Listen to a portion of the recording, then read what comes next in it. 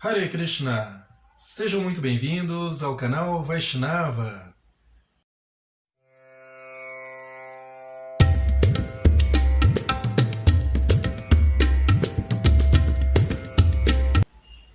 Para aqueles que estão acompanhando a nossa sequência de estudo, esse vídeo é o tópico 5 do capítulo 5 de nosso curso de Introdução à Cultura Védica Vaishnava. Para aqueles que estão chegando agora aqui no nosso canal, observe nossa playlist. Esse vídeo faz parte de um curso que estamos dando agora pelo YouTube, antes era presencial, e baseado numa apostila que nós produzimos com vários tópicos aí da filosofia védica, baseado no Bhakti Shastra, baseado na experiência de muitos anos, e que agora estamos disponibilizando aqui em nosso canal. Bem, nesse vídeo faremos aí uma forma um pouquinho diferente do que costumamos fazer em outros vídeos nossos dessa sequência de curso, tá? Para aqueles que estão, como eu disse, acompanhando na apostila, esse é o tópico 5 do capítulo 5 também. Mas aqui vamos fazer mais uma leitura mesmo, com alguns breves comentários meus, mas mais alguns tópicos interessantes, e eu já vou explicar por quê.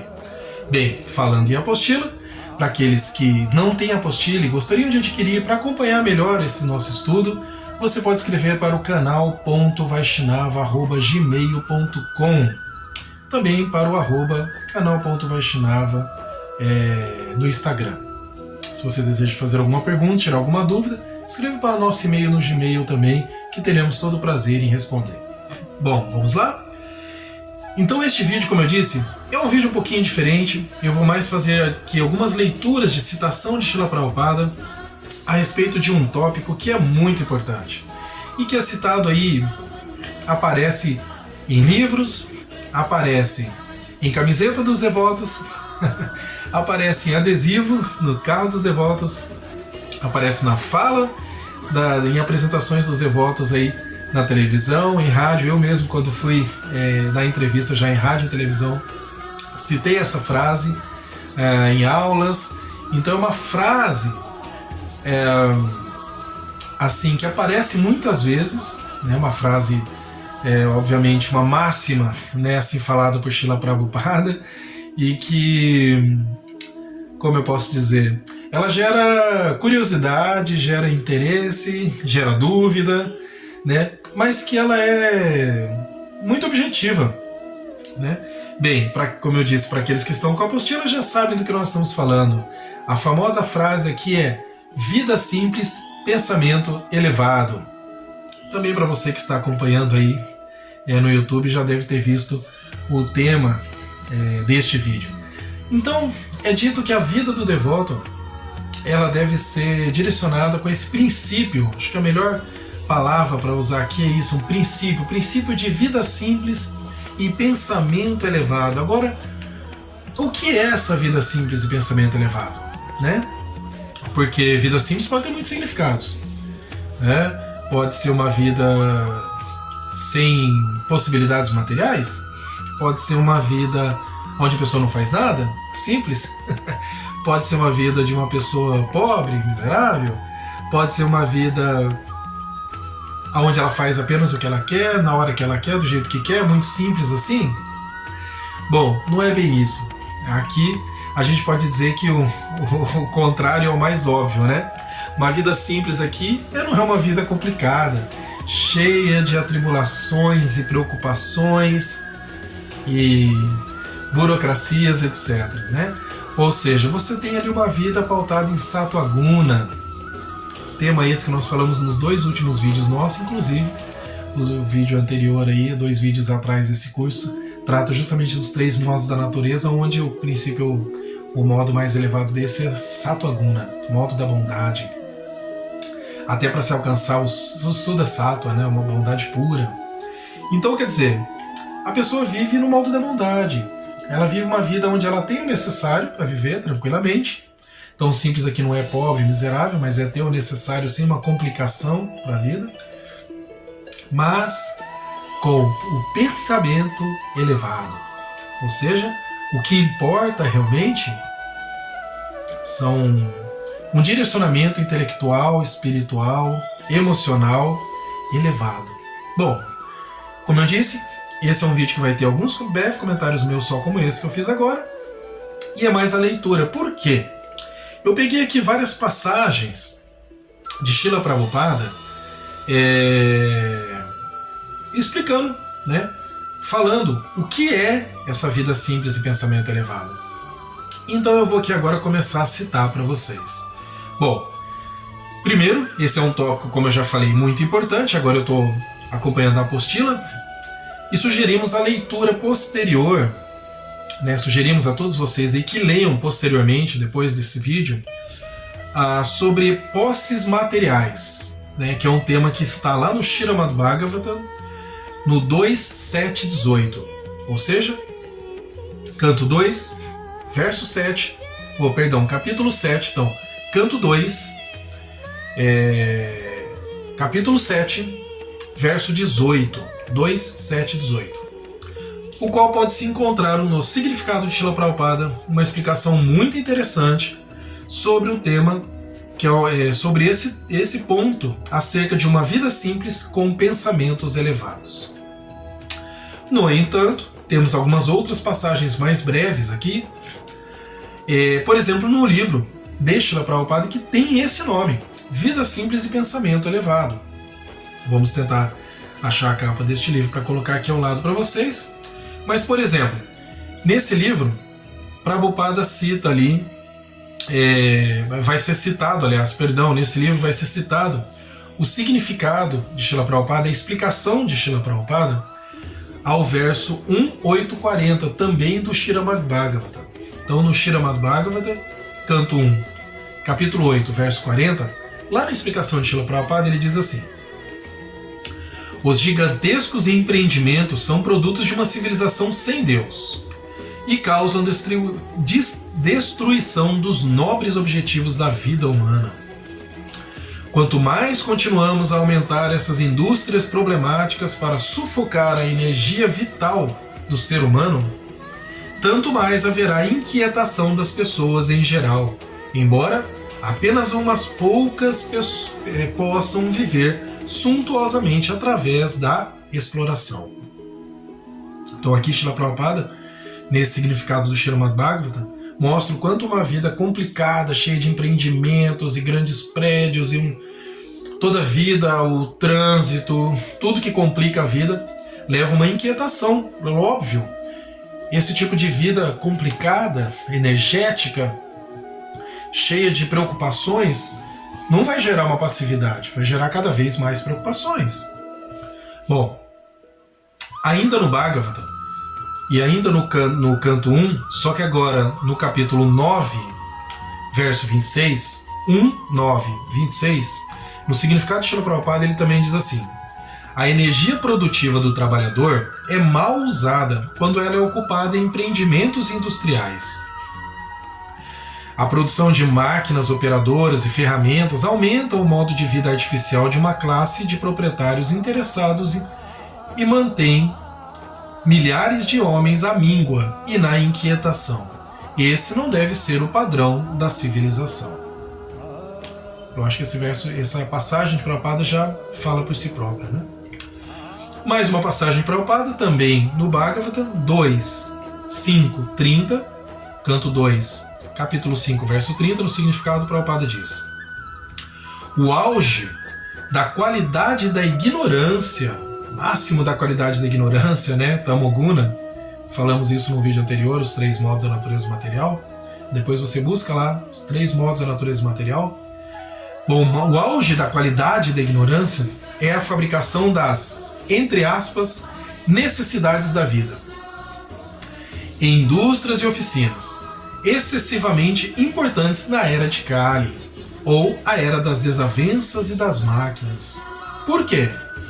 Porque, na realidade, não há necessidade das mercadorias manufaturadas, ou seja, a criação de mercadorias para o consumo, né, apenas pelo consumo, complica cada vez mais a vida, coisas que não são realmente necessárias.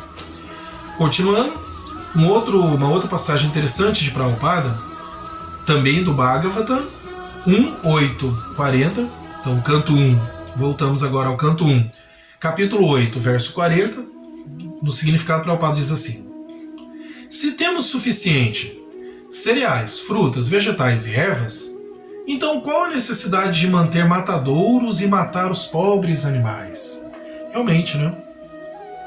Isso é uma complicação muito grande para a sociedade. A matança de animais já faz um mal tão ruim, tão terrível, tão... assim, não tem como resolver, né? Um mal tão de um nível tão elevado, né? E toda a complicação para se criar, para ter, para matar depois, é uma complicação que só gera karma, né? Um homem não precisa matar animal algum se ele tem suficientes cereais e vegetais para comer. O fluxo das águas de um rio fertiliza os campos, e isso é mais que necessitamos. Os minerais são produzidos nas montanhas e as joias no oceano. Se a civilização humana tem suficientes cereais, minerais, joias, água, leite, etc., por que então devemos ansiar por terríveis empreendimentos industriais à custa do trabalho de alguns homens desafortunados? Prabhupada termina com uma pergunta, né? Realmente, se a gente voltar lá ao surgimento das primeiras civilizações, primeiras cidades, né? No mundo ocidental, lá na Europa, a gente pegar lá a história na Europa e por volta ali, né? Mesmo na África e até mesmo na Ásia. Se a gente pegar ali as histórias dos povos mesopotâmicos, né? Da famosa civilização do mar, chamada também, né? Fenícios e tal. Roma, Grécia. Vamos ver ali que o início dessa civilização foi sempre ali próximo ao mar ou próximo a rios, né? Mesopotâmia, né? Terra entre rios. E mesmo a civilização védica, né? Tem os rios sagrados também. Mas por que então rios? Para plantação, né? Famoso lá, o período do fértil, né? Do solo fértil, né? Justamente era isso, os rios que subiam, fertilizavam tudo e voltavam. Então, quer dizer, está ali a natureza dá, né? Frutas, vegetais, não há necessidade de matar animais. Alguém pode dizer, bom, mas antigamente também se caçava quando havia necessidade. Muitas das teorias que dizem que os homens viviam excessivamente ali da caça, ou exclusivamente da caça, já estão caindo por terra. Sabemos que os povos mais antigos eram estritamente vegans ou veganos, vegetarianos estritos. É o caso da civilização védica, dentre outras, né? Então realmente não há uma necessidade, são vícios. Continuando, Prabhupada de novo falando sobre os animais, só que agora no Bhagavad Gita, capítulo 14, verso 16. Então Bhagavad Gita 14, 16, Srila Prabhupada no significado diz: entregar-se à matança de animais só para satisfazer a língua, o sabor, satisfação pessoal, é a forma mais grosseira de ignorância. Essa é uma frase muito forte, muito significativa de Srila Prabhupada. Voltamos agora ao Srimad Bhagavatam, onde Srila Prabhupada no canto 7, capítulo 14, verso 7 também, então 7, 14 e 7, Prabhupada diz assim: todos agem sob a influência da natureza material. Vídeo que nós temos anteriormente, dá uma procurada na nossa playlist sobre os modos da natureza material. Todos agem sob a influência da natureza material, e somente os tolos pensam que podem melhorar a sua condição explorando aquilo que Krishna, que é Deus, criou. Então a exploração para a vida complicada, não é a vida simples. Veja que tudo isso aqui que o Prabhupada está falando é o contrário da vida simples. Ele está mostrando como é a vida simples e como é a vida complicada, né? Agora de novo no Bhagavad Gita, capítulo 2, verso 41. Então Bhagavad Gita 2:41. A maior perfeição da consciência de Krishna é a renúncia à concepção de vida material, que aqui podemos entender como vida complicada, né? Conclui-se que os Vaishnavas não são contra a tecnologia, por exemplo, né? Já que estamos falando isso aqui, imediatamente podemos lembrar da tecnologia, mas consideram o uso correto dessa tecnologia. Porém, uma sociedade que busca apenas acasalar-se, proteger-se, dormir, comer e utiliza a tecnologia apenas para esses fins, não passa de uma sociedade de animais polidos, como dizia Srila Prabhupada. São como animais, mas um pouquinho mais elaborados. No Bhagavad Gita se fala do matador de alma. Como assim matador de alma? Se Krishna diz que a alma não morre, não queima, não molha, né? Então, o que ele quer dizer com matador de alma? Sobre desperdiçar o tempo com apegos mundanos e perder a oportunidade de elevação espiritual devido a ficar iludido. Como exemplo dessas pessoas materialistas. Então, matador de alma é isso. Então não é que ele mata a alma mesmo, né? Mas ele mata a possibilidade daquela alma de realmente alcançar a sua essência. E para terminarmos, então, essa parte, vamos citar aí o verso 1 do Shri Ishopanishad. E fica aqui um convite para você, quando terminarmos esse curso, não falta muitos vídeos para terminar, mas quando terminarmos esse curso, vamos começar um curso do Shri Ishopanishad. Faremos um curso do Shri Ishopanishad, que é muito interessante, tenho certeza que todos vocês vão gostar. Bom, o verso 1 desse Shri Ishopanishad se afirma o seguinte, o sânscrito diz assim, ele vai dizer que tudo pertence a Krishna, né? Yeshavasyam idam sarvam yat kincha jagatyam jagat tena tyaktena bundita magridat kasya suidhanam. Tradução diz o seguinte: o Senhor controla e possui todas as coisas animadas e inanimadas que estão dentro do universo. Portanto, todos devem aceitar apenas as coisas que lhes são necessárias, que foram reservadas como sua cota. Ninguém deve aceitar outras coisas, sabendo bem a quem pertence. Então aqui, nesse verso 1 do Shri Ishopanishad, se diz, né, que o Senhor controla tudo, Krishna controla tudo. Mesmo uma pequena folha, para se mexer de grama, ela só se mexe com a sanção do próprio Krishna. Tudo dentro do universo material, espiritual, tudo está sob o controle de Krishna, o controlador supremo, Ishvara.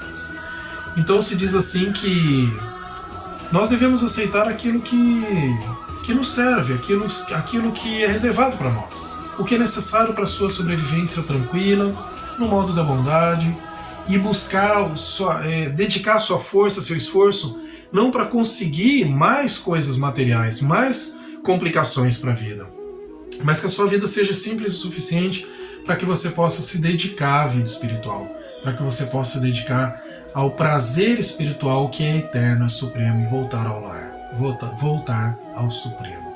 Esse é o objetivo de vida simples e pensamento elevado.